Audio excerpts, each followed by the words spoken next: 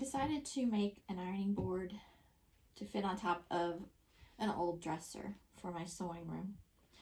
So I watched Jordan Fabrics how to make an ironing board cover out of a piece of plywood and some batting and pretty fabric. So I have a 59-inch piece of oak plywood. I think it's 1/2 inch. And then I had these 1-inch strips of wood down in the basement. So I cut this way, placed them so they would fit on top of the dresser and it wouldn't move around a lot.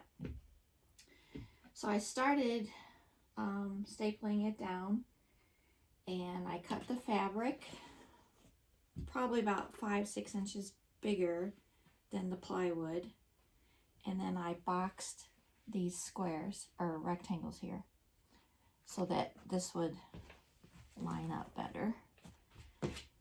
And then I cut the batting a little bit, you know, short of here so it'd fold better.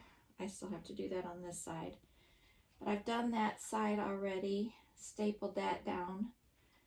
So you just make sure your batting is taut, and then your fabric is really taut, and you fold it up and under and really tight. And I drew a line with a pencil on here so I could kind of keep it even.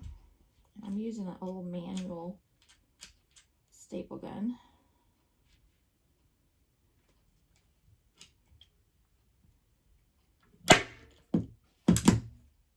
Just staple this down because it's tried and true. It's a trusty old thing.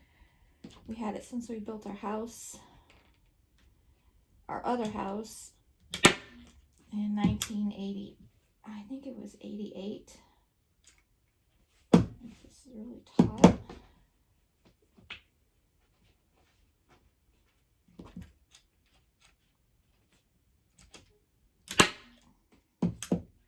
I have an electric staple gun, but it doesn't seem to drive them as deep as this one does.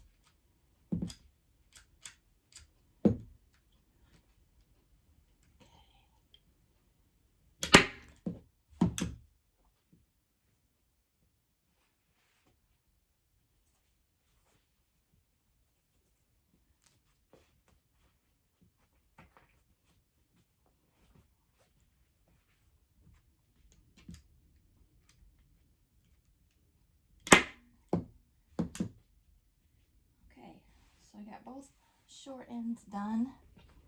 I'll have to do these. I'll have to move it a little bit. Well, I guess I can do it.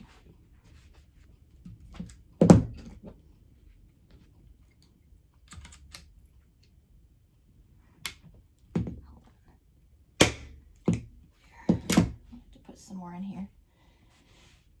And then I'll cut this batting back, fold it over, staple those two long sides, and then show you what it looks like on top of the dresser.